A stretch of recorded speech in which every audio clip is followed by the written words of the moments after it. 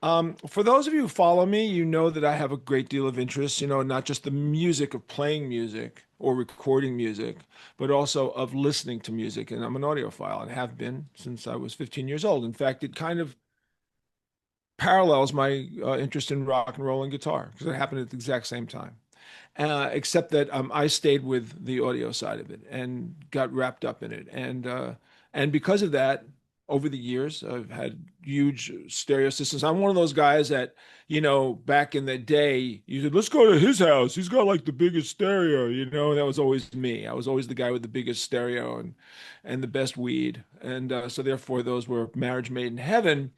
And that addiction just kept on going, not the drugs, actually, but the idea of owning great stereo systems. And the evolution of high-end audio has gotten pretty crazy. So my next guest is a gentleman who has a podcast that really speaks to this hobby of ours. It's titled Audiophiliac, which is actually a very proper name for it. And the gentleman has been in the audio business for many, many, many years. We've crossed paths, and he's an influencer, whether he wants to consider himself one or not. He is an influencer in the audio world, and his name is not Jay, because there's a lot of Jays in the influence in the audio world. It's Steve Guttenberg. Steve, welcome to the show. Not the actor. Don't get too excited. No, I'm good. Thank you. That was quite an introduction, that whole thing. I'm very impressed. Well, That's good. my wife will say I have no memory, but I have a memory of when it comes to like promoting my interests. So, yeah, so that does it. So Steve has had me on his YouTube channel, which, by the way, is one of the most entertaining channels. And my involvement in that channel, I was even entertained watching Yes, me. you were hugely entertaining. Yeah. And I've heard me too many times to be entertained, but I was even laughing. It was interesting because Steve, had a very wide-ranging interview with me. Came to my house, came to my studio, came into my listening room, and we covered a lot of bases. But of course, there's, and I would say 98% of the responses, and you have a lot of followers, I were do. very Yes. positive, and it was really great. And of course, there's snark in there. There always has to be snark in there, and you leave the snark in, because you can't be perfect. Yes, I made a mistake. I called my pass phono stage an XP17, not a 27. It was obviously a 27. Of course, somebody caught it, right? They also caught a whole lot of other things like, wow, those like platinum records. You'd think the guy would have, some kind of absorption material in the room, Room like, treatment, room treatment. they Yeah. got on me for that. They got on me because when I did my favorite, the albums that I have, that Yeah. series that we did, which I never Yeah. had done for anybody else, which for Steve, what I did was I went through my record collection and I realized that I have gone to so many concerts and many of them were made into live albums, which is a testament to how great the shows were.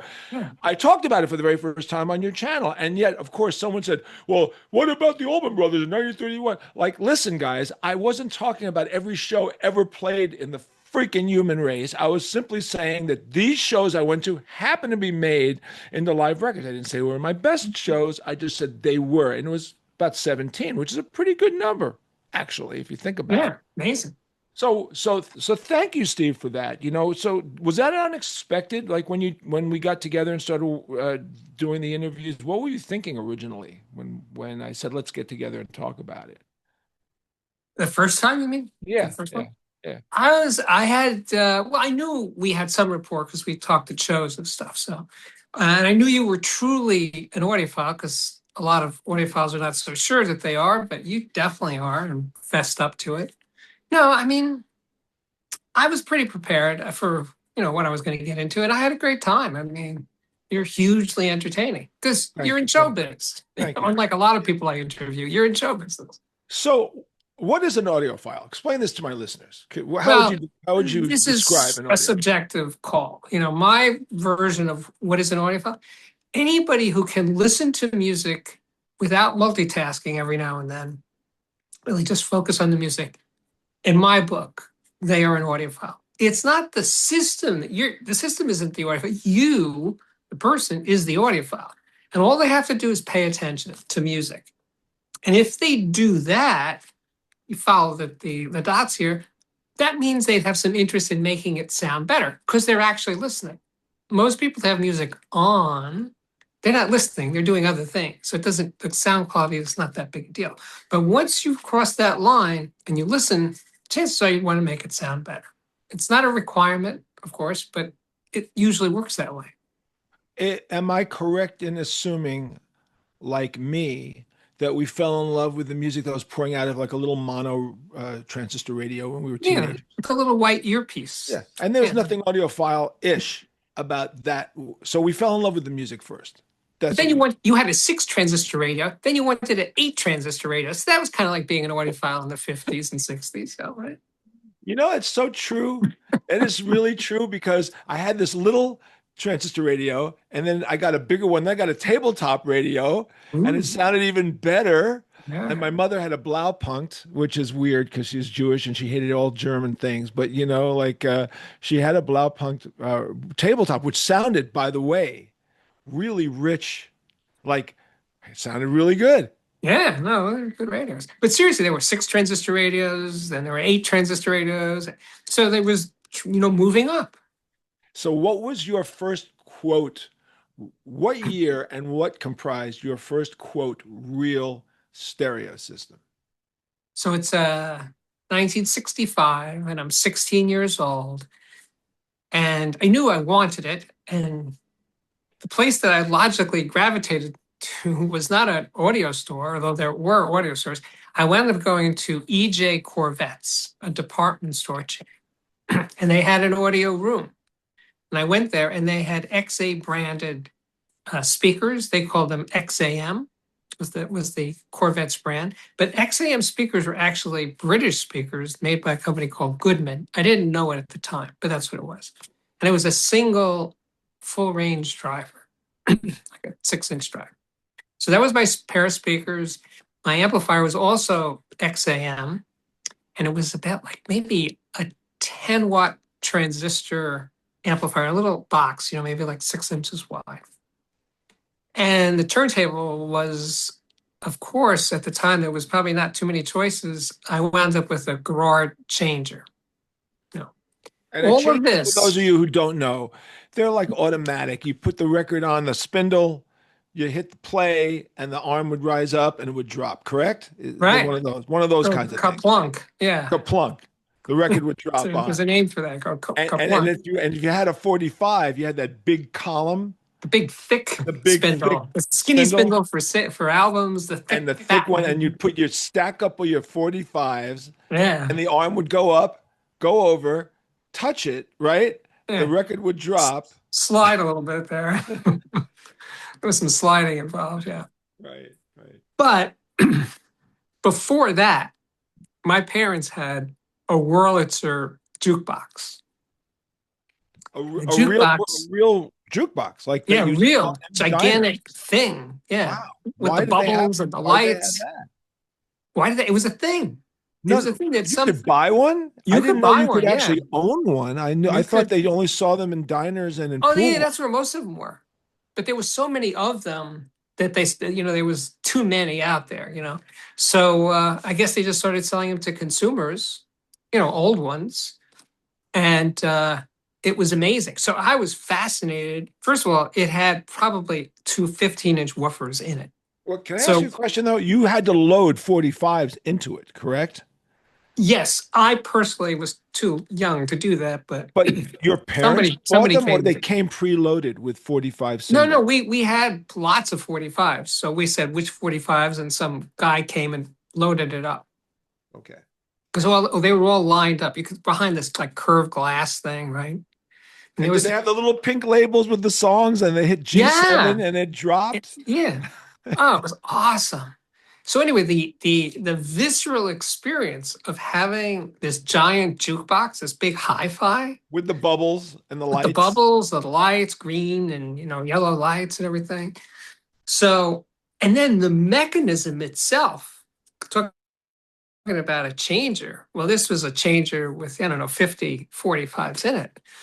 And the way that arm would it was like this. It was like a C-shaped thing. We'd go out, pluck a 45 out, put it on, and it works perfectly. It looks like it was going to drop it, but it never drops it. It's always right on the money.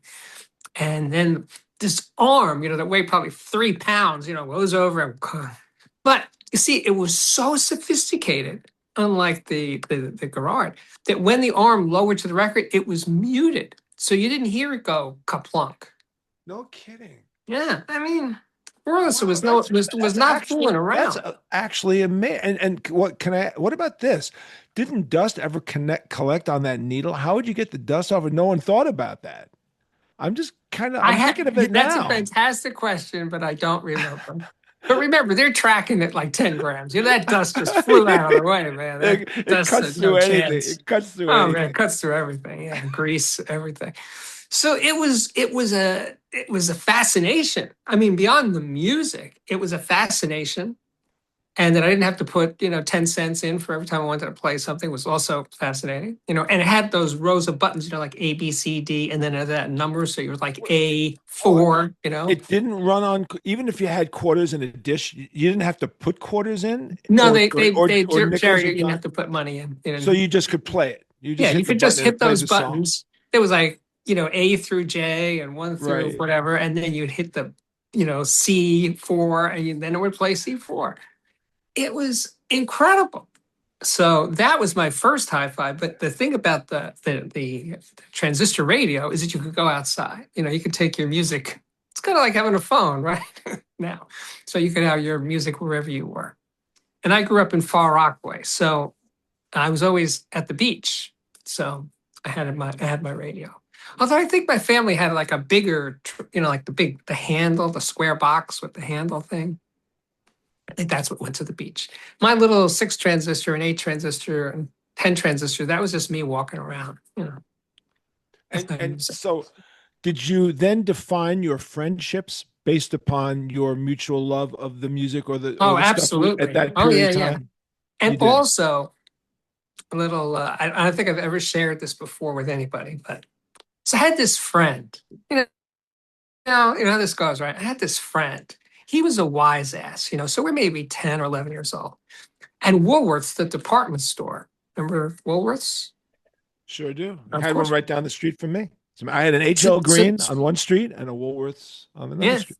But Woolworth's, not only did they have a counter where they sold food with these ladies with the nets in the hair and big Irish.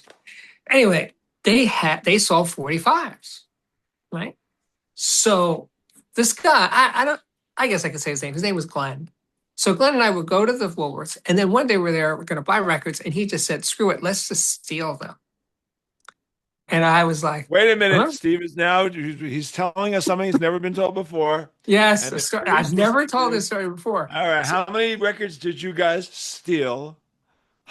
I don't know, 4 or 5. But being the amateur thieves that we were caught the first time, right on the money, man. Do you remember how much were singles 49 cents a single back in those days? They were probably 49 cents. 49 cents. But remember, it's a lot of money then, as they say. It's not like 49 cents now. If you do the math, it's probably like $4 or something. Okay. So it's money, We didn't have, our allowance ran out. We didn't have any money. So anyway, so the guy like grabs us right at the door and he takes us into the office and he's like, I'm going to call the cops. He's like trying to scare us, which is very easy to do when you're 10 years old. But of course they didn't call the cops, and they called my mother and his mother. Actually, his mother wasn't around. So my mother came and got both of us, and she did the bailed Jewish, you out. Is that what she did the Jewish guilt thing. Like, I can't believe that you've done this to me. My son. My son. You break my heart. You breaking my heart. Oh. And of course, it worked perfectly. The thing about Jewish mother guilt thing, it only works up to a point. And then suddenly, at, I don't know, 17 or 18, I was wise to this. I just saw the manipulation for what it was. And then it stopped working, which freaked her out. She lost her superpower. I mean, I got along great with my mother. My mother was a terrific mother. But she couldn't help herself do the Jewish guilt thing. So it was intense. But anyway, I figured it out. And she was like freaking out. Like, she was pulling out all of her tricks to get me to go with whatever she wanted from me, and it wasn't working. And I just told her, to her face, I said, I'm hip to what you're doing. It's not going to work anymore, And she stopped. So, So I will now say that my did you earliest steal music, records too? Wait, well, did you steal records? yeah, of course I stole records at some point, but I'm not going to tell that story because I don't want to go to prison. Like they're Oh, following me that many now. records, a Okay. felony. Um, but no, I was thinking my first real rock and roll transistor radio story was in the summer of 1963. My parents had a house up in Mountain Lodge Park in the Catskills, and we built a little tree house on a hill, and I Wow. would spend my mornings in the treehouse with the transistor radio. And this is summer of '63. So what happened in the summer of '63? Well, Kennedy was still alive in the summer of '63. Jackie Kennedy had a miscarriage in the summer of '63. But the biggest songs of the summer of '63 were "He's So Fine" by the Chiffons and "So Much" and the Times. So much in love when you all along Are you together. going to That do was like that the on the big. Twisted Was Sister tour coming? Could you just yeah. like slip one of those in? So, so we actually do leader of the pack. So get ready for that. Okay. Oh, okay, okay, We will. We're bringing that back. We're bringing okay. from what I Good. anyway. So I remember now in those days, as we all know, the top 40 was tightly scripted and tightly replayed 24 times a day. The top 10 And or 20 payola. replaying. And well, we know it was based on payola, but if you had in Okay. the top 10 record, it was played all the time. All right. So one morning in the morning show, I think it was not Dan Ingram because he did afternoon drive. Maybe it wasn't Herb Oscar Anderson. Maybe it was Bob Dayton. I'm not quite sure. I don't remember which one. But the bottom line is they played, he loved He's So Fine, this particular DJ. And he played it 3 times in a row, which is extremely unusual. Like, and he made a point of saying that he was playing it 3 times in a row. I never got the skinny on that because I always thought that was fascinating that that happened, that I listened to it, but I was impressed. I said, It was wow, if a everyone, bathroom break. He wanted to go smoke a joint or something. So, well, let me tell you, you play a song 3 times on WABC, Clear Channel, 50,000 watts, number one station in the country. That means something. So it started to really mean things. And earlier that year, February, Hey Paula was the number one song. And that's, I write about that in my book because it's the first record I bought was Hey Paula.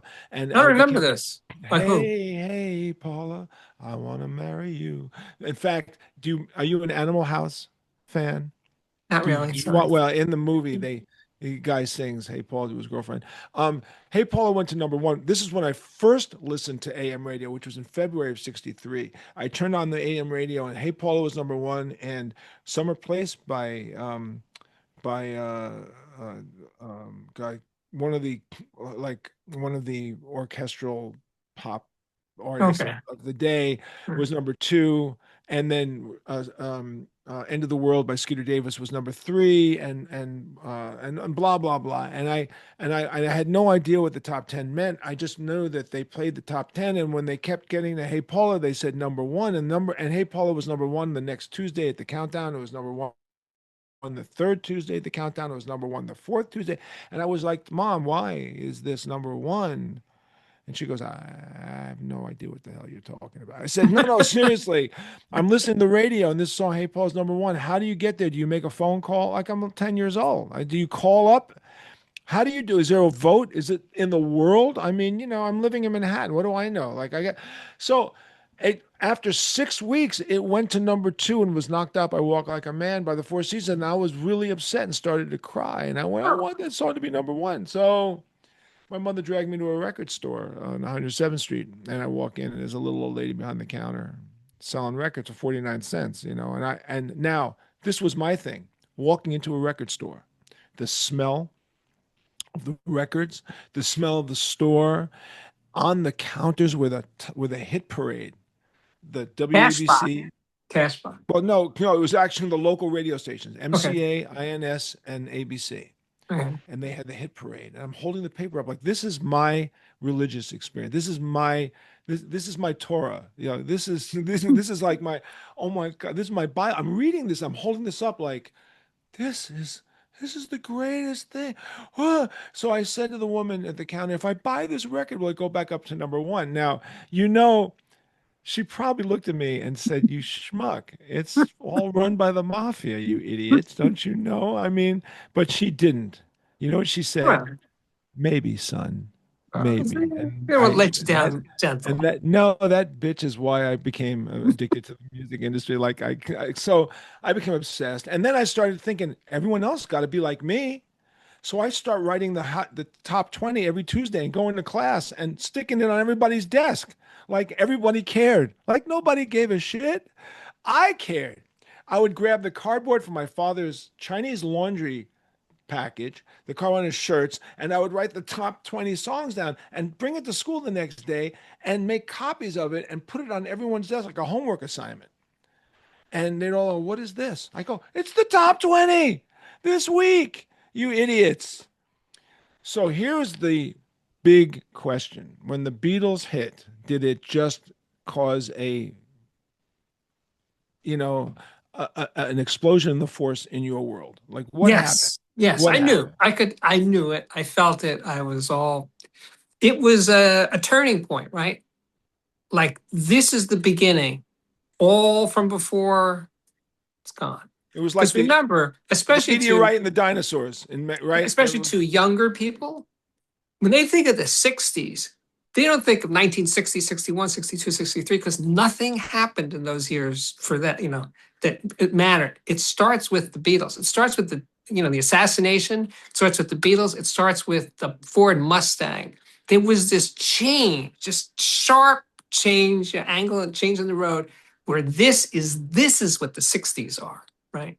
But then again, the thing about the 60s and pop music in general is that it was like every 2 or 3 years, there was this new thing that obliterated what came before. And the Beatles obliterated everything that came before because all the music before the Beatles was from Americans. And when the Beatles hit, not long after, there was the British invasion, and then the British kind of took over the radio, right? I mean, there were still American bands, but like the Four Seasons. But were the Four Seasons in the same universe as the Beatles and the Stones? No, not even close. Not for me. So I was like totally gone. But as you were saying all that about your fascination with the number one, I don't remember what the three main AM stations were that were playing music, but when the Supremes had "You Keep Me Hanging On," this was the song for me. The urgency of it, right? And I'm on the phone with my friend and we're talking, and it was on the radios. Let's say WABC. Oh, it's on ABC right now. And then the song ends, and then he's tuning around and he's saying, "No, now it's on Winds." So we would turn to Winds. And it was amazing that song through the metropolitan area kept playing from all the radio stations as it ended on. It was like they knew, and they were all going to play it so that every minute or so you could hear that song over and over again. So it went from ABC to INS to MCA, Yeah, basically. again, Like and that kind wherever of. else I was, yeah. But it was there all the freaking time. But I'm at home, he's at home, and we're doing this thing on the phone. He's like, I'm listening, he's like looking for the next one, kind of thing. It was incredible. And did you buy the single? And did you Of play it on course. you played it on your little stereo Yeah. like Yeah. crazy? So Yeah. that little stereo with a little changer Mm-hmm. then turned into what? What was Oh, the what next was step? next? But the Yeah, next step. what was the next step? And what year was the next step? I think it was a Philips turntable. I think, but I mean, it's interesting. I think there's a big gap there from being 14 and 15 to 18 and 20, because by then, yeah, it was definitely progressing rapidly. Yeah, my parents bought me a Westinghouse one-piece console that was quote stereo because they had two speakers, one facing out on each side. And I remember when we bought that console, which was like $39, they bought a single. They bought "You Really Got Me" by the Kinks. That was the first single I played Fantastic. Wow. on that console. That was the first record I played on that console. Pretty good. Then then I insisted on a more sophisticated stereo. So they bought a Zenith compact with speakers that could detach and spread out. And that was 1967. That was like the next thing. And then I started dealing weed. I admit it. Look, right now, I told people back 50 years ago that they should get into weed. Now there's weed stores everywhere. I gave you guys notice. I was ahead of my freaking A time. half a century at least, yeah. I was like 55 years ahead of them. and I started making a lot of money really quick. I bought my first real electric guitar, which was a Gibson Telecaster, which is a famous story. But then I wanted a real stereo and went to Liberty Hi-Fi on Lexington Avenue and walked in and saw my first real stereo stuff. KLH speakers, AR speakers, Sony receivers, right? They had a lot of receivers in those days. And of course an AR XA78 turntable. So Nice. with a Shure M91 Good. cartridge. And I brought it home, and we all know it's connected with lamp cord, like, What else was there? Come on. nothing else. And it was the best sounding thing in the world. It Yeah. was like the greatest, like listening to Sergeant Pepper with a real stereo was mind But blowing. But that's you what I know want to what? ask you. Most people didn't get stereo. Stereo, okay, two speakers. That's what stereo means, right? But stereo imaging or not even soundstage, that's Oh not no, for well what. we'll get into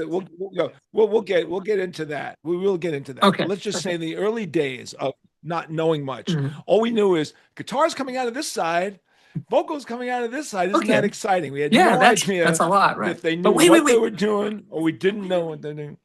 You could What? you could turn off the singing and just hear the You could guitars, or shut you the could other just hear the side. guitars and You not could hear the shut the singing. Whoa. 100%. And someone gave me a German Beatle album, stereo, that was Mhm. hard panned to the point where you heard drums, you heard Ringo and Paul here, no Right, vocals, no guitar, right. and you had drums on the bass. And I went, that's how they make a record.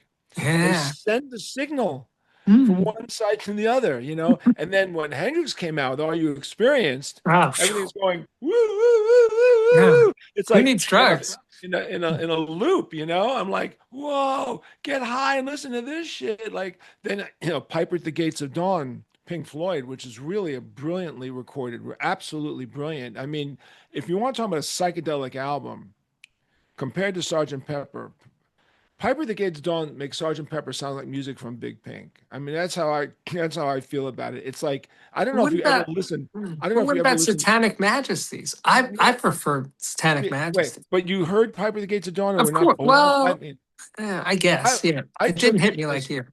I took more LSD to that album than any other record I've ever taken acid to because I could not believe the sonic landscape. It blew my mind. I mean, it blew my mind. And by the way, this is what happened with that album. I did not know about British pressings. I didn't know about No, American we didn't know pressings. I that. just No, knew no. mono and stereo. That's all I knew, mono and Mhm. stereo. So I had the Pink Floyd Piper the Gates on a mono. Then I bought it in stereo. Whoa. And then someone said to me, there's a record store on 8th Street. They sell British pressings. I went, what's that? I mean, you got to go. So I go down to this record store, and all of a sudden, these laminated covers, these luxury covers, same Mhm. albums, but with luxury covers on them. Mhm. British pressing. I would turn them around, different track listing. I go, what planet is this Right. from? Why are there different songs in different orders? And Why is Beatles there a albums song you on never saw before. Never, no. Right. So I bought the British mono and the British stereo of Piper at the Gates of Dawn. And I had four different versions of it. Oh no. And people would come over and we'd be smoking. I'd go, so this is the American stereo. This is the British mono. This is the British now. Like, this is like obsessive shit. Like, this is Yeah. really the beginnings. This Yeah. is really truly the beginnings of the whole fucking craziness that we all This get was mini into. you. So and of course I was not paying any attention to my schooling. I would just go to class, deal drugs into school, and then come home and have a party. Yeah. Look And at you that's what now. and that's what happened Yeah. all the time. But that stereo, that turntable, that AR turntable with that crappy arm, I started buying Stereo Review magazine like we all did. You did as well, right? Yeah. Sure. Okay, because that's all we had. Stereo Review magazine. Hans Fontel Yes. And who? Julian Hirsch, and right? Julian Hirsch. Yeah. Right. Wow. So I'm looking at the advertisements and I'm seeing bigger receivers, bigger ones now, like and bigger speakers, rectilinear low boys, like whoa, like what eclipse speakers? What's that? Mind's getting blown. I'm looking at my room, going, By the way, the same room. This is the same room that I'm This in is the now. same room. Let's be really clear about this. That's trippy. The same Is that room. like your bedroom That was where my you go in there? bedroom. The room, Yeah. my office is Okay. my old bedroom. So all this shit I had was in this room. Wow. So so I go out and I see an advertisement for a Rabco arm, and it goes, it tracks tangentially the way records are cut. So I went, how are records cut?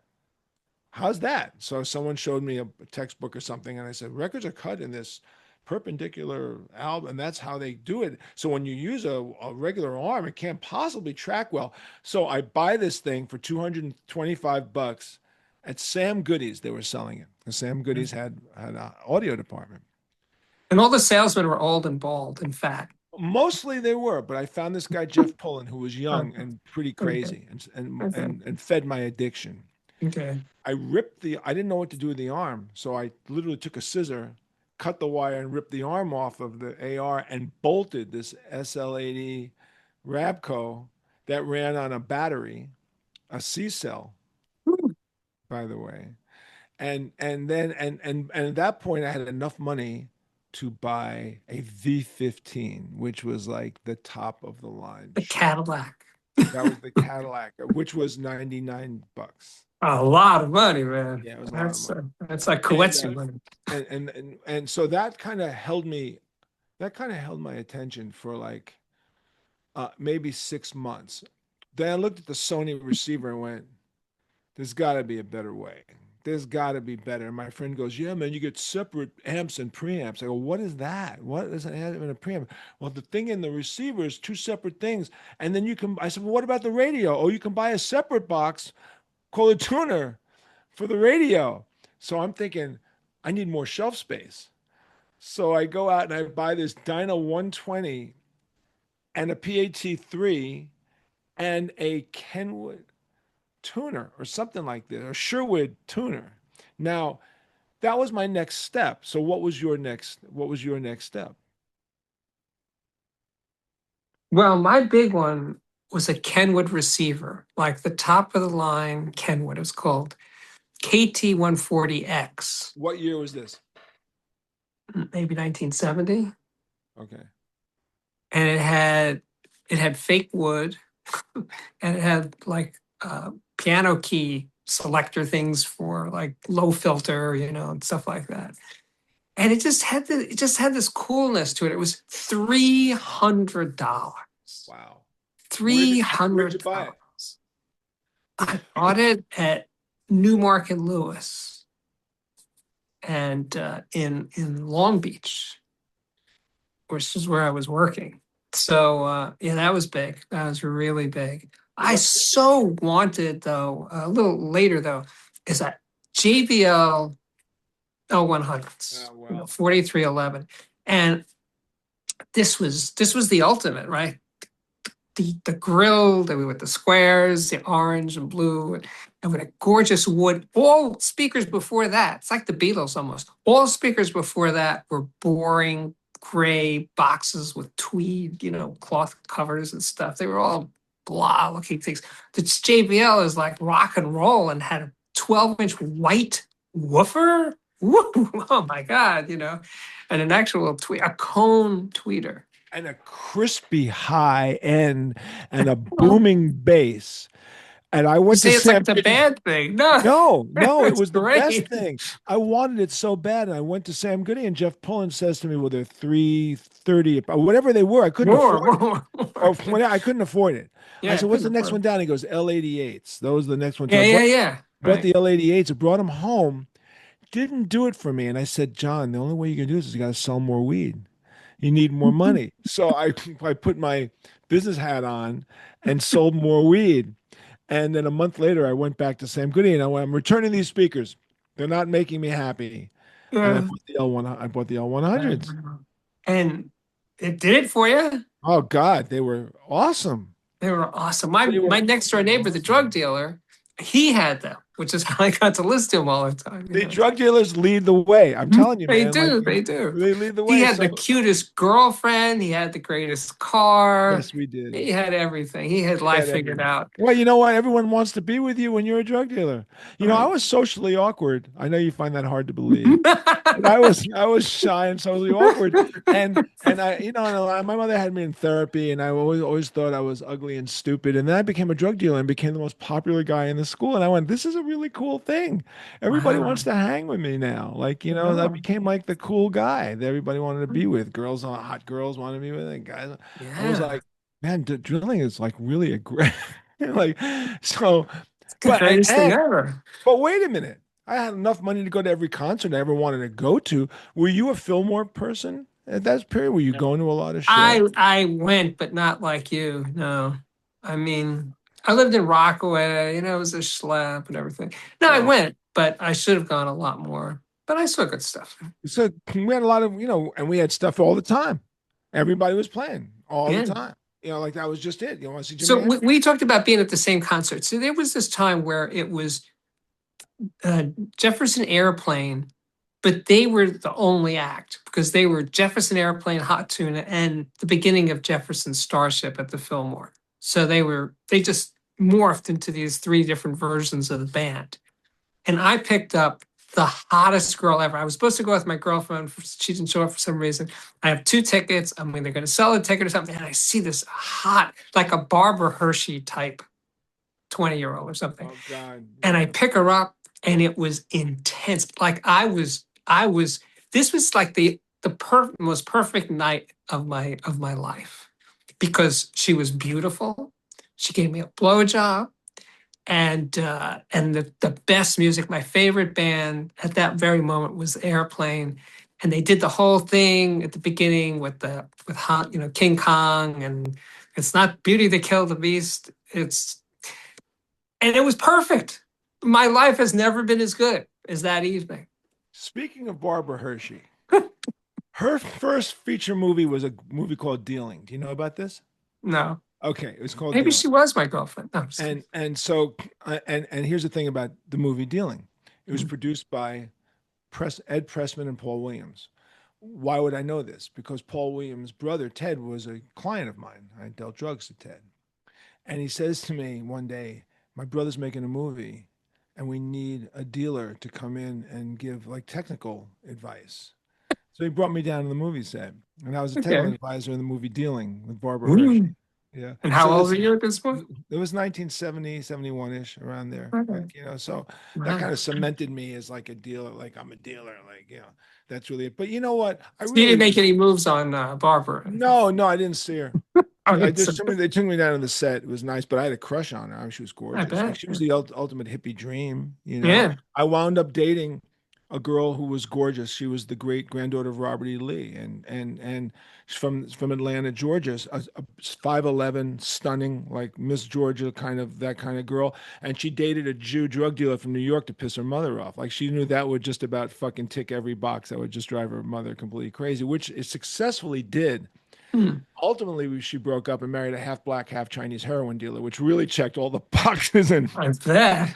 yeah, and that Doesn't sound like a good ending led for to an that one. unfortunate, tragic end for her. But anyway, yeah. So, and by the way, while I was living with that girl, Miss, the great Riley Lee, my audio fixation continued. Of course. And so Unabated. what Yes. did I buy? I bought a Garage 0100 table Mhm. that lasted about 6 months. Then I Did went it to work that weird tracking Yeah, on? It's that weird supposed to tracking arm, zero because I tracking, was right? always consumed by this tracking thing, like, Yeah, yeah, it's tracking at the right angle. I was right. obsessed with I became obsessed with turntables. Then I saw an ad for an Empire 598, which, as we Mhm. talked about, looked like the Yes. King Tut's tomb. Like that was like this Yeah. gold fucking gigantic heavy table. I had to have one. It was like a Be- Donald Trump turntable. It was a Donald Trump table, but it worked about as well. It was Do you remember? awful. Wait a minute. Do you remember this? It said, we can track at 0.01 gram. Right, right, right, Not 1 or 2 grams. right, Never wear out a record again. right. Zero Well, they one. made So cartridges too. Remember, we gotta right, point that out. yes. So The I bought turntable. the turntable and the cartridge, And the minute you walked across the room, it bounced off the fucking record. It was like the dumbest thing in the world, but it looked really cool. Yeah, Like, it looked great, you know. So I had that, and eventually, but I had the JBL L100s, and then I got a Citation 11 and 12 maybe amps. you were my next door neighbor drug dealer. I'm just Well, there's a lot of us out there. yeah. So I bought a Citation 11 and 12, and that was a big deal.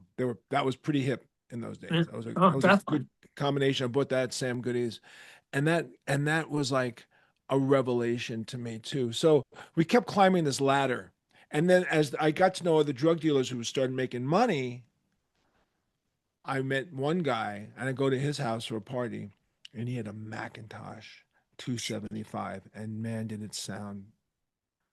I never heard anything that sounded And like it. looked the way it looks. It looks Don't so forget that. cool. Yeah. It looks so cool. So curiously, we're now talking solid state into tubes and what tubes did. Did you have a similar kind of experience with tube No, I didn't playing? have tubes that early. I had tubes a little later. Okay. So at which point then, what do you say? Because the language of high end has really gotten interesting. And we're going to talk about imaging, and we're going to talk about sound staging and all that stuff. When did you become aware there was more going on here than just a guitar player on the left and a bass player on the right and drummers, you know, being thrown around? Like, when did it start to enter your head that there's more here to this, and maybe more to try to acquire to understand it better? Well, in 1978, I started working at Sound by Singer, and that's when everything changed. How did you So get the job? How did you get the job at Sound I by just Singer? hung out and it turned into a job. That's how I got that's how I worked in Lyric. I Right. hung out, and they went, "Are you leaving, or do you want to sell something?" Like, you know. So you were hanging out at Sound by Singer. Because I bought Freed speakers. I am Freed speakers. I remember in those days, how would you know before the internet, how would you find things, right? It was the New York Times classified. So I was looking for Freed speakers, but none of the stores that I knew sold them. But then I was looking at the classified and I saw Sound by Singer and they listed their brands and there was Freed. So I said, that's where I got to go. So I go there. The speakers were, fulfilled all my dreams. And I bought the speakers. But then for some reason, I just kept going back. This was the very beginning of the store Sound by Singer, and it was in his parents' living room. So it wasn't actually a store. And I was just hanging out in the living room. And the next thing you know, I was there 17 years selling stuff. So when you got these freed speakers, and they were And a anyway, rebel, so that because of that, that's where I learned about the absolute sound, and then the whole lexicon of audio, soundstage, death booth. That came from Harry Pearson. so were you listening to jazz at that point, or just rock albums still, or classical? Like, I what was was your listening to music? jazz. Yeah, I was listening to jazz. Yeah, because I had girlfriends that were into jazz. They took me there. So did you then associate better quality recordings and the need to listen to them through jazz because jazz albums were better recorded than most rock records? I'm just kind of No, curious, I didn't how have did that that? experience. No, I didn't have that. Hmm. I mean, I was fascinated with imaging from because jazz recordings are pretty straight in terms of their sound, right? Some sound better than others, but in terms of stereo and imaging and all that fascination, that's a rock music thing. So I was very into that. And then when I started reading about it and I saw those words on the page, see, that's one of the interesting things about all this is that everybody can hear the record and they can hear the mix. But unless they have words to describe what they're hearing, they can't articulate it. They don't know what it is. And that's what Harry Pearson did, right? Harry Pearson coined soundstage. Before he said soundstage, there was just stereo imaging, which was just basically a straight line from left to right speaker or right to left, just instruments lined up across the set thing. But Harry said, no, there's spatial depths. Some are further away, some are closer. And you can map it all out on a really good system with a really good recording. And when he described that, I listened and I heard it. Now, I could have heard it before, but since I didn't have any words for it, I couldn't do it. He was the first, I believe, to use the word transparency. And I think transparency is even today kind of hard to nail down. But for my definition of transparency means that when you're listening on a good system, good recording, you can hear through the system, through the chain and back to the recording session itself. You're hearing all that stuff in between goes away and you're like listening through time. That's what, and I think that's what Harry Pearson said. But anyway, just using words to describe sound makes it easier to hear the sound. It's very strange the way that works, but it Up definitely works. until then, if you're reading stereo review or audio, you're just dealing with TIM They didn't do that. distortion They didn't and go there. numbers. They were just numbers. They It were was just all numbers, like right? Yeah. lower numbers, Very this, the dry. better, Very very dry. dry. And they would always talk about, the various total harmonic distortion, peak power watts versus RMS watts. There's all these questions that were getting in there, but we were never talking about what it was like to understand the phenomenon of recorded sound. And how you felt when you listened to music, right? How does it move you? Do you connect? Are you tapping your foot? That whole thing, right? American magazines didn't do that until the Absolute Sound. And actually, the toe tapping thing actually comes from England.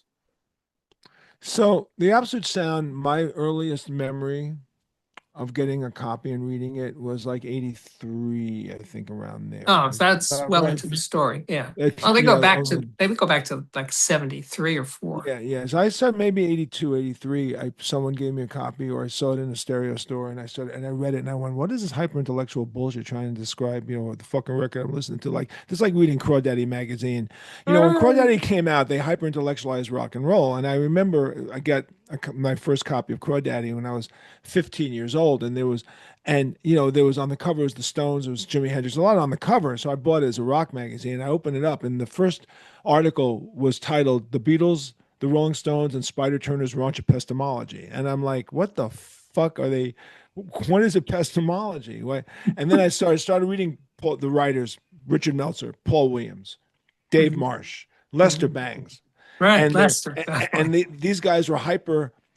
The same way Harry Pearson, they had language that didn't exist before. That we Right. never read before on how to interpret the music we're listening. We Yeah. didn't know that you could listen to it this way. Early on in rock and roll, you didn't go to a show and go, they sucked. Everything was great. Like it all was great. I would see all these bands go, that was great. How's that? It's great. I didn't understand criticism, nothing. Like nothing sucked. Everything was great. You have to be knowledgeable to know that something sucks. Then you become knowledgeable and you go, God, that sucked. God, that sucked. You go to the Fillmore and go, boy, that really sucked. And the thing about sucking is that no band thinks they suck. I mean, you don't think you suck. You could think everybody else sucks, but you don't think you suck. And just because someone says you suck doesn't mean you don't suck. You could very well suck, but you have to be hip enough to know that you do suck, which is why you're not fucking successful, which I tell people all the time. When bands go, I don't understand, man. The whole game is all rigged. It's all right. That band over there sucks and they shouldn't have a record deal. I said, well, obviously they really don't. And you may not like them, but they appeal to enough people who don't think they suck. And too many people think you do suck. So therefore, it may be more difficult for you to become successful. I hate to be like the bearer of bad news, but listen, to be fair, people said Twisted sucked for years. And you know what? They weren't wrong. People always say to me, well, you should have made it earlier. I said, no, I didn't. We made it when we were right. We were good. By the time we made it, we were good. And it took years and years and years of getting beat up, reassessing who we were. I guess the point is that the more you learn, the more you grow, the more you understand anything that you're into, the more you get to the heart of what it's supposed to be. And the audio world, the heart of what the audio world has become is an extrapolation of what Harry Pearson basically and Jay Gordon Holt created, which was the language of understanding recorded music and how to explain it. Because when I started to buy real stereo gear, like the real shit, I started to really understand imaging and really understand sound staging. Try to explain it to a novice, who's not that interested, who may be just listening to music like wallpaper, like it's a Sonos, which is nothing wrong with Sonos. It's perfectly fine. But it doesn't give you the experience of what it's done. Now, are you, as someone who's been a dealer, an audio dealer, let's be clear about this, even though you stole some records as a young child, but for someone who has been in that business, tell me how you how you interpreted the evolution of the quality of the gear over years and its ability to reproduce a magical experience. I think there's a lot of zigs and zags in that journey, right? I gave you plenty It's of not a straight line. I gave you a lot of highways to travel on that, Mr. Guttenberg. Yeah. So I think it's how about this? Mark Levinson, the legend, was in my apartment when I lived on 71st Street. I had like an audio club and he was there to do a little dog and pony show. And he said he was really kind of a jerk, but he said this one thing that I really loved. He said one of the worst problems of being an audiophile is that you wind up with a system that makes you play only the music that sounds good on that system to the exclusion of music that doesn't. That's a trap, right? And you don't even know that you're going there. So the years that I had quad ESL 63 electrostatic speakers, they were a disaster for me, but I was a very slow learner. It took a long time to realize that how bad that experience was because I was still young enough that I was really into rock music and they're terrible speakers for rock music. Why So did you buy them? because they're cool, because of the technology. I was sucked in by the idea of what they were, not what they were, but what they promised, right? This transparent window, to the sound because they're electrostatic. The diaphragm is very thin, lighter than air. So it's faster and clearer and lower in distortion and all of these things. And it is. And these speakers behind me now are quad 2912 electrostatic speakers. So there's a weird deja vu for me reviewing these speakers. But, and then the speaker that got me out of that was, I don't know if you remember this company, Gallo Acoustics, the round speakers, no, from Brooklyn. Not I ringing heard any of them. I bells. just know of them. I saw them. Okay. So anyway, he was a neighbor and this was his dream was to start a speaker company and make spherical speakers. And he had a cylindrical tweeter, like he invented a new type of tweeter that was like almost 360-degree dispersion. He was a really cool guy. He was like a video electronics designer and engineer, but his hobby was audio. But then he like went down that road. So anyway, he loaned me these Gallo speakers, and I still have the quads. And as soon as I heard the Gallows, I was like, "This is it. This is what I've been looking for." The electrostatics was a dead end, and I should have figured it out a lot sooner. But at that time I was working in at Sound by Singer, so I was always taking stuff home. I had a lot of different stuff to try out, but you know, I'd say you chase certain things being an audiophile, like you want bass impact, you want really deep bass, you want really dynamics, you want super clarity, and you go down these roads, and then you realize that that's not really what makes it work for you. So it's like digital versus analog. You get sucked into digital because of what it was at the time in the 80s and 90s. And then you realize, no, I just like listening to records more. I just feel more. I just get more into it. And I'm listening to vinyl. Like digital is a cerebral experience, like electrostatic speakers. You understand what it is. But when you play records over tubes or something, you feel what it is. It's like two different kinds of ways of listening. So Yeah, but you have to be the kind of person that cares to feel what it is. Because a lot of people go, "Hey man, I don't like those clicks and pops." In other words, they can't okay, then get it's not for past it. you. Yeah, yeah. I can't get They past want it. they can't get past it. They don't Mhm. want to know about the enriched experience, the analog experience. They just, "Hey, clicks and pops, man, they suck." I don't want to hear that. How do you do with your clicks and pops? I said, I don't really pay any attention to them because the record sounds so damn good. But that's me. But here's another question though. Being someone who worked in a high end audio store and someone who worked at Singer, which had a reputation like Lyric of not being the friendliest place on the planet, depending on who you spoke to, Yeah, right? right. Depending, and really it's salesman dependent. Very much. Yeah. I was in England in '83, and the studios had 80 B&W 801s, which were in '83 a big deal. Yeah, They yeah. were like, oh my God, 801s, it's the pinnacle of stereo systems. Like, and I said, big speakers. And I remember the guy at the studio said, "Oh yeah, we can work out a deal, and get them for you and send them back to America or something." And I didn't have the money, but I bought DM16s, which are smaller, smaller B&Ws. But I liked the way a B&W sounded. I liked the tonal balance of a B&W. A little dark, but I liked it. And I came back to New York, and first I go to Stereo Exchange and I meet David Wasserman for the first time, and I buy a Kenwood KD500 turntable, a Grace 707 arm. I don't remember. Oh, I think I bought a Denon 103 moving coil, and I bought a PAM 3 preamp because it Wow. had a moving Wow. coil. It had a moving coil. So it was fairly sophisticated stuff in 83, Yeah.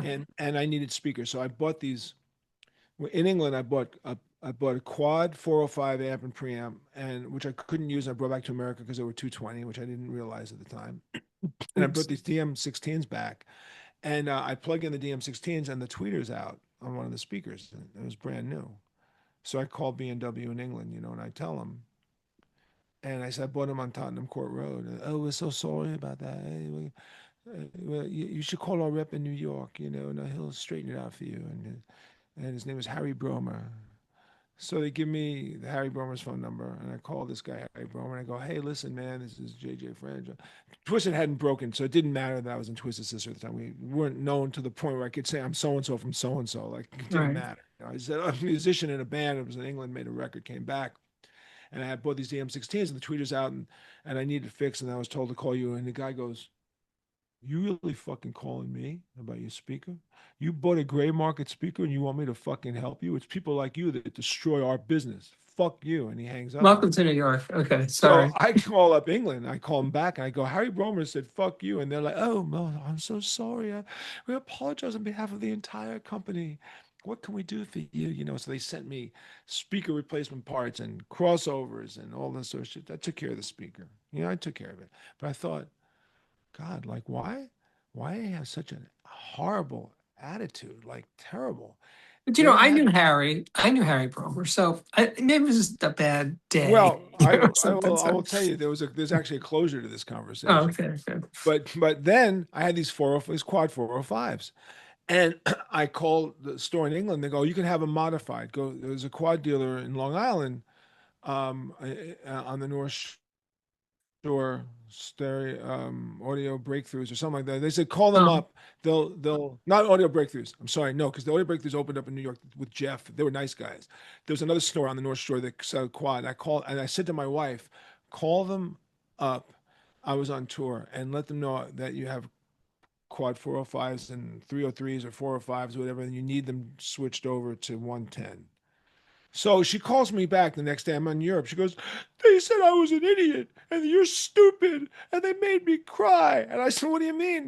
"Well, I said that my husband bought this and they said, well, he shouldn't have been so stupid as to buy it and bring it over here and screw him." And she goes, "Oh, they made me cry." And I went, "Sons of bitches. Why would they treat?" So I called the store and I go, "Excuse me, my wife apparently called, and apparently someone cursed at her and told her I was an idiot." I said, "Who the fuck are you morons?" I said, "What is wrong with you people?" I said, "When I come back from tour, I'm going to come and visit you and knock you on your ass." I said, "You don't talk to my wife like that." I was really upset. At which point, they called my wife back and apologized profusely for the behavior. okay. Well, And she that's brought good. the amp and they modified it. That was fine. I was thinking, man, what is wrong? Then I come back and go to Lyric Hi-Fi for the first time because I wanted to buy a soda turntable. As I read, Harry Pearson was like waxing about sodas being the greatest turntable. And I told you, I walk into Lyric, and Elliot is there, and I go, "I'd like to listen to this soda turntable. I read about an Absolute Sound, and I brought a record." And he goes, "I don't like that record. I'm not going to play it." And I went, "What are you talking about? I But you need to look like a listen." rock star. No, yeah, I was a rock star, but Okay, I just that said I counts. need to. I said I want to play this record. He goes, "I don't like the record. I'm not going to play the record." And I went, the culture of this high end shit's really arrogant, fucking bunch of horrible human beings. But of course, I go right down to Sound by Singer that Uh-huh. afternoon, Yes. and Bob was there. Right. He was the nicest guy in the world. Right. Bob Herman, who I to this Yes. day is a good Yes. friend of mine, and we worked together for years. And he was so nice. And he said, "What are you looking for?" And I said, Bob.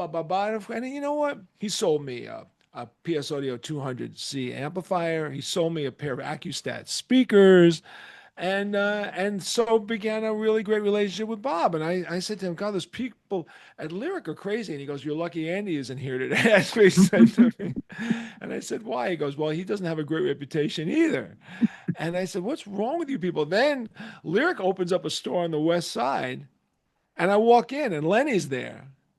And I said, so you think you're going to do business here on the West Side? Let me tell you something, pal. You talk to people on the West Side the way you talk to on the East Side, you're going to get your head knocked out. But of course, I became friends with Lenny. But that And, story didn't last very long. That was and a well, year you or know what two. happened was, you know how you hung out at Singer and they hired you Yeah. after a while? Yeah. I started hanging out at Lyric on the East Side a lot. I was buying a lot of audio gear. I was a good customer. Mhm. And then the band stopped playing. And Lenny said one day, what are you doing these days? I said, I don't know, I'm trying to produce a record. He goes, you want to work here? He goes, you know more about this shit than the people who work here, which didn't surprise me because Barry knew nothing. He was their number one salesman and knew absolutely nothing. It's I not mean, a requirement. Yeah. he just knew how to sell.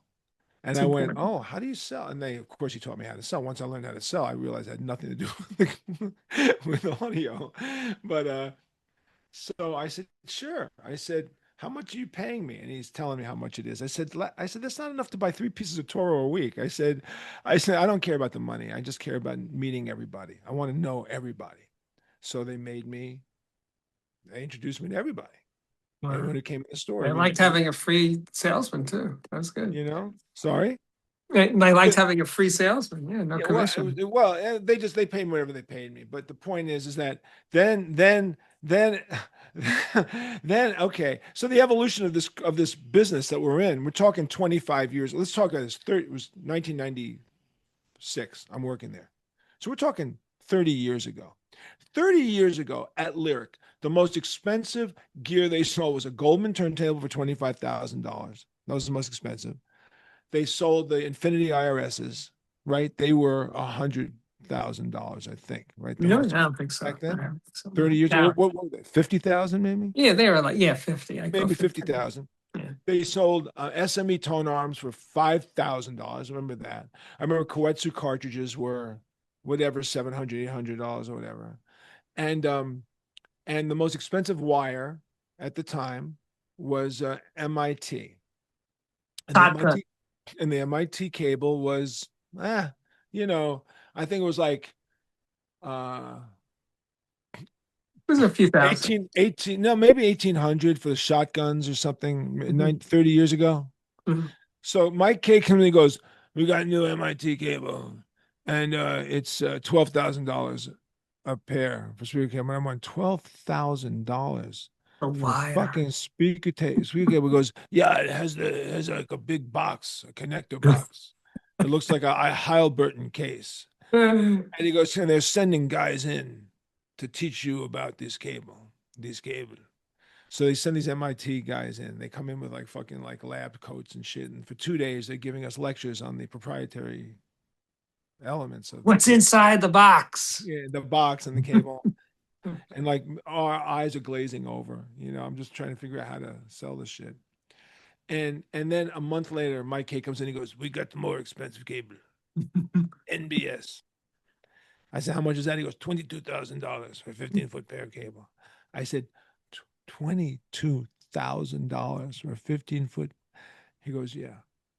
So in walks Walter Fields from NBS. And he walks in the store, and I take him into a side room. I said, "Yo, man, I just got to understand something. It took 2 days for MIT to explain to us why a cable's 12 grand. What do I tell anybody? Why your cable's 22,000?" And he looks at me, he goes, "Son," he was this black guy, he goes, "Son, anyone asks you what's in my cable, you tell them there's a lot of good shit in it." And I said, "Excuse me?" He said, "Just tell them there's a lot of good shit in the cable." I said, "Is that a technical description of the cable properties?" He goes, "Son, let me explain this to you. You walk in a Lyric Hi-Fi, you're dropping 25 grand on a Goldman turntable. $50,000 on speakers, $40,000 on Jadis amplifiers. Are you going to hook that shit up with stuff that you buy at Radio Shack? Hell no. He said, when you buy a Rolls Royce, do you buy your spark plugs at Corvettes? No, you don't. You buy it from a Rolls Royce dealer because it's a Rolls fucking Royce. So you just tell him, if you're buying this, you're buying that. Don't confuse the issue. I gotta hang up on the corner. Okay. So Sorry. my question to you, Steve, did you ever view it as cynically as they viewed it, as he viewed it? You know, you were a You? salesman. No, no, no, no. Definitely not.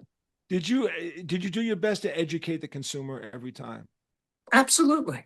Yeah. I mean, I loved selling hi-fi. I mean, it was like therapy a lot of times talking to people about what it is, you know. So no, I liked it. I liked everything about it.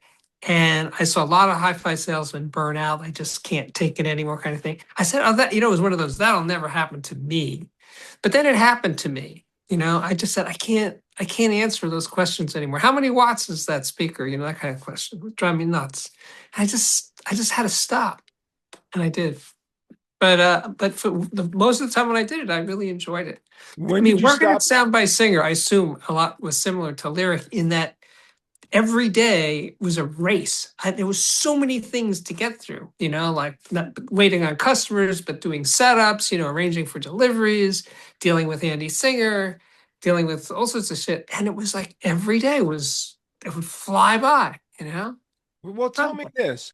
And Singer Andy wound up Singer, wait, I selling. just want to tell you about Andy Singer. Andy Yeah. Singer was all sorts of things, but he loved audio more than most people that own stores or most people that work in stores. He was passionate from day one to the very, very end.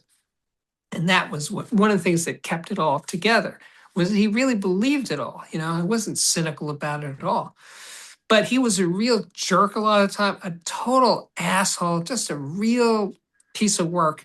And he would do awful things to people, to customers, to people who worked at the store. And it just made it like, an exhilarating place to be because every day was so unpredictable.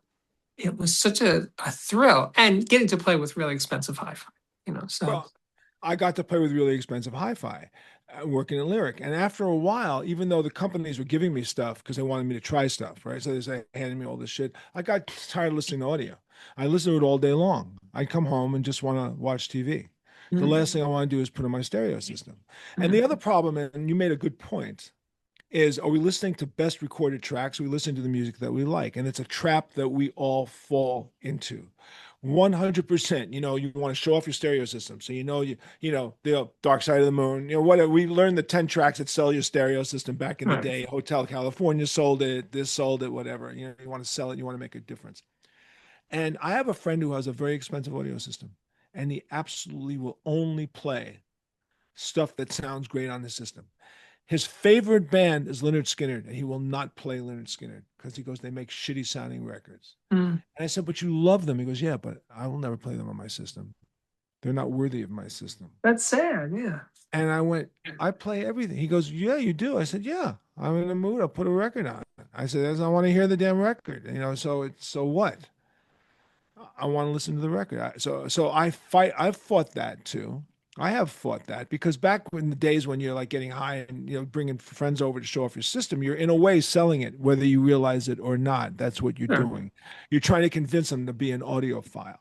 And the problem is, as we grow into the business and we start to learn the business, we get cynical about the business. It's like everything else that we do in this world. If you get into it too much, you get cynical about it. But look at you now.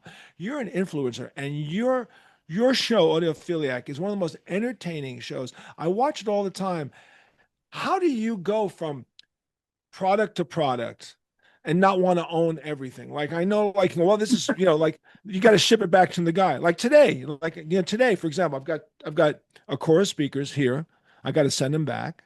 And I have the new Grimm phono stage. And they're great stuff. They're all packed up, ready to go. And my part of me is like, because now I'm a reviewer. Now I'm a real reviewer. So all these companies are contacting me and they're all sending me product, which is all really nice. But how do you not get into that trap of wanting to buy all this stuff? How do you unemotionally detach yourself from it? And do you ever go, I really want that piece, and what am I going to do to get it? Like, how do you view that? Because you cover so many items, you do so many reviews. Well, part of this has to do with that I've been a reviewer for a really long time. So, you know, there was this period when I was working for CNET, CNET.com. And I had this contract that I could basically do anything I wanted and review as many things as I wanted. And there was no limits. And I made so much money. Uh just like running through. I mean, I would do like 10 reviews a month. I think one month I did 13 reviews in a month. And that was just like being an athlete, like I had these reviewer muscles from like just doing such tonnage. Most people that write for Stereophile and the Absolute Sound, they're doctors or lawyers, or they do one review a month or something. I do thousands of reviews. So it's just having done so many, I don't usually fall in love with things like that. And um, I have superpowers. And if I say to a company, I really like this, I don't want to buy it from you. I just want to hang on to it for a while, whether that's 6 months or a year or 2 years or something. Depending on the company, they'll usually let me do it. So I don't buy things unless I really have to. It's interesting. Most companies won't lend me a turntable. So the turntables that I've owned, I've almost always owned my turntable, or cartridges for that matter. But for the rest of the stuff, no, I don't own things. And it's healthier that way, because that way when I'm done, they go back to the company as opposed to me buying it and then selling it. Yeah, but also this, if you're I don't want holding to on sell it. I just want to get rid of it. if you're holding on for a year or 2 years, your natural cycle is I'm done with it anyway. So right? And this way you And don't it have to just leave goes them away. on. And And then it it goes goes away. away. Yeah, it goes Because away. because the most we hold on to something is a year or 2 years in general. I mean, my Well, I think it's also important that if I had the same thing all the time, it's boring. It's boring to the reader or the viewer in my case. Now, I know you said when we did the interview with me that you needed an ongoing reference. And I don't have that kind of feeling about references, because so many things are changing anyway that there really isn't a true reference. The only reference is my head, of like, what does this particular recording sound like? That's the reference is in the recording itself. but I've but played but such hold and on. such a recording so many times. I know what it is. And I also, All right. worked for a record company, Chesky Records, for many years. So I went to lots and lots of sessions, and those records were recording live to 2-track, minimal microphones, all really good electronics. So I know what that recording is capable of. And those are my references more than the gear itself. Here's the question about the gear. When I Okay. say I need stuff that's stable for a while, because Mhm. if I'm changing too many parts No, I at one understand. I time, you understand. can't Yeah. decide what the part is affecting the piece that you're reviewing. At Yeah, least that's for true. me. Okay, so Yeah. if I'm gonna review a phono stage, I need everything to kind of stay the same for about a month, just so I can Oh, a know month. that Yeah, well, it's the of phono course. stage. A month. Yeah, I sure. mean, but if you're churning out 11 reviews a month, how are you churning out 11 reviews a month? Like, how much time do you spend on each item? And it kind of blows me away. Like every 3 days you're This reviewing was a this was product. a while ago. It's like No, but 25 years ago. still in all, Um, you're doing 11 reviews a month. I mean, what do you use as your reference point? How do you know? well, I see reviews differently than many other reviewers. In my heart of hearts, I'm telling stories. This is the company, this is what they're good at, this is why they're cool, this is what they're doing. It's more about making the product interesting. Because in the end, it does this, it makes great bass, plays really loud, whatever. Those are just, I don't need references to know that sort of stuff. I think people buy audio products, sophisticated audiophiles buy audio products because they have a thing, an attraction to such and such a company, to That's true. Clips or Mark Or a Levinson or product something. or something. Yeah. Yeah, that's really the motivating factor. Is the sound, of course, is important, but it's what it represents. That's what's really important. That's why That's people buy good. Nelson Pass stuff, because of who he is as a human being. I think that's what And sells his fans. philosophy of the way he presents his audio products. There's a philosophy there, and this is true. Look, Very strong. I just did a review of this Grim Audio phono stage, and I have to tell you, I going into the review, I loved the way it looked so much. I wanted to review it. It just blew me away. I That's said, my valid. God, Yeah, of I said, course. if this thing sounds good, this is a winner Mm. because it does everything visually that I'd ever want out of a phono stage. It just Mm. does it all. So if this shit sounds even halfway good, it's a winner. And it sounded more than halfway good. And I gave it, I did a, I, as you, I told a story about it. I told a story. But part of it was, it ticked my emotional boxes. And some people will go, that's not how you review. You review on the sound alone. And I said, well, that's not necessarily true. And by the way, if you're laying it all out up front, then you're not lying about it. You're saying, by this, I like this because of this, and this is what I see. And if you like it, like I said at the end of the review, if what I'm describing and how this is designed is something that you're interested in, this may be your piece. Maybe it's not. Some people look at D'Agostino and they go, I love it. And other people look at D'Agostino amps and go, I hate it. Yeah. Well, I can't get past it. I can't get, the shit looks like what do they call steampunk? What's the phrase that describes that kind of Harley just Davidson? gaudy.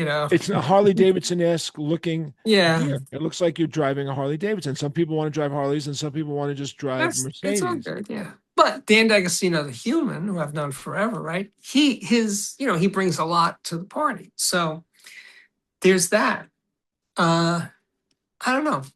What did you think about in your day? I think consumers, have to develop a relationship with a reviewer, whether it's audio or wine or movies or music reviews, somebody that you feel like we're on the same wavelength, me and that reviewer, right? If you don't have that, a positive or negative means absolutely nothing, right? I would say that's the way to approach any review of anything. So people who watch me or have read me for years and they know who I am and what I do, they trust me, right? Because I've proven myself to them over the years. That's what I offer them, and I don't make anything that because I like it that you're going to like it. I could just say, here's what I heard, here's what it does well, here's what it's not so great at, and that's it. Is it the best? That's like the worst question ever asked to a reviewer, certainly audio reviews. It's not the best. It is what it is. It may not be the best for you or the right one for you, more importantly, right? Well, I think that's what After all these years, I am really struggling with this idea that when anybody reviews anything in audio, let's say a cartridge, to use the easiest example, how the hell, how I can say that here's how the fuck would you know what this cartridge sounds like? You have to listen to this cartridge with this tone arm on this turntable, with this cable, with this phono preamp, and the rest of the system. Change any one of those things further down the chain, it changes the sound. What is the sound of the cartridge? It's just like an impossible thing. So all the best you could do is ever say, this cartridge with this tone arm, with blah, blah, this is what I heard. What if you don't have all those same things, you're not going to get the same sound out of this cartridge. It's impossible to really know what a cartridge sounds like, what does an amplifier sound like? It depends on the speaker it's connected to, right? And if that's not a synergistic match between amp and speakers, it's probably not going to sound very good. It's not a fault of the amplifier. It's just the way it works with speakers and amplifiers. It's a very, let's say, intimate relationship. So there's so many moving parts, of a system that nailing down the sound of a thing is ridiculous. Not to so. mention the room, Well, the that's a room. whole other issue. It's room, it's budget. It's like, Yeah. but do you ever get a piece in that's just terrible and you say, I don't want to review it because I have Yes, nothing good about lots. it and Yeah. I'd rather not say anything negative, so just Yeah. return the whole thing? Sometimes happens 2 or 3 times in a month. I had a whole bunch of reviews planned and then I actually get the thing and I hate it. So it's just not going to happen. And then I'm scrambling to get something else. But Yeah, people say to me, would you review something you don't like? And I go, if I really don't like it, I'm not going to write about that I don't why like. would I want to put the time into doing it? And by the way, Yeah. I'm going to put the time into telling you about something that you probably don't know anything about. So don't buy this thing that you never heard of. What a waste of time, I Well, I want to think tell people about good things that maybe they would buy, not like don't do this. here's how so I've been watching so many audio influencers in the last 6 months, like so many of them. And there are some blowhard guys out there that are won't go unnamed, but but they're almost like one guy looks like a cross. One guy looks like Vin Diesel and he talks like Rocky Balboa and everything. And it's Trumpian in its scope of what he covers. It's the biggest, the best, the most expensive, and it's entertaining. I mean, it's actually entertaining Mm. if that's what you're into. Like if you want to kill a half hour and laugh about this because it's just over the top. Um, and there's a lot of guys. There's just a lot, but I happen to like audiophilia. Like I just you come Thank you. across as At least I'm not that really guy. as you come across as genuine, as someone who has a lot of experience in the business, who really understands because you have so many years in, and that's credible, and that's I what want to tell you a I funny story absolutely about me enjoy. as a beginning reviewer. So I was writing for Sensible Sound. I was writing for Positive Feedback, a lot of the little magazines, right? And I go over to John Atkinson once at a show. He editor of Stereophile at the time. I said, "Hey, John, I really love the magazine. I'd love to write for you." And he looks at my name badge. He said, "Oh, Steve Guttenberg, or you're Steve Guttenberg." And I said, "Yeah." And he's like, he just looked, nodded like up and down, and then he just walked away. It was a very Atkinson thing to do, you know. Eventually I did. I never wrote a review for Stereophile. I've written lots of things for Stereophile, but never reviews. And at one point he asked me, you know, like 10 years into this opus of me writing for Stereophile, he said, do you want to write reviews?" And I said, well, now that you've asked me after all these years, I just have one question for you, John Atkinson. Does the review really have to be 3,000 or 3,500 words? And he said, yes, that's the standard length for review. And I said, well, then I'm not interested. I said, you're reviewing a speaker. What are you going to say? And then I played this, and then I played this, and then it's like filling up 3,000 words is just ridiculous to review a speaker. Unless there's a really good story to tell, I would struggle to write those reviews, and I admire people that do. But it's like so far from what I would want to do. Even then, Well, and this conversation was probably like 20, 25 years ago. Even then, I was like, no way. You don't pay me enough money to do that. I find it interesting to read philosophically Alan Sircom versus Atkinson versus, Ken Kessler Uh, versus Michael. Like everyone's got their style of doing this. And if you've been right. reading these magazines for a million years, Hi-Fi Plus and all this, you have to read through it to understand it. I like just doing what I do. Michael gives me free reign, as I write for the Tracking Angle because I just get to it when I get to it, and he likes the fact they do it. And I don't search out to become like the world's greatest reviewer. I'm just having fun playing with the toys that I play. But I love playing in this playground that we play in. I enjoy the hell It's out of it. fun. I absolutely love it. And I've taken up a lot of your damn time. God, we killed like an hour and a half. I'm gonna have to like cut a lot of my shit out. So I want to hear you. I don't need to hear me. You know?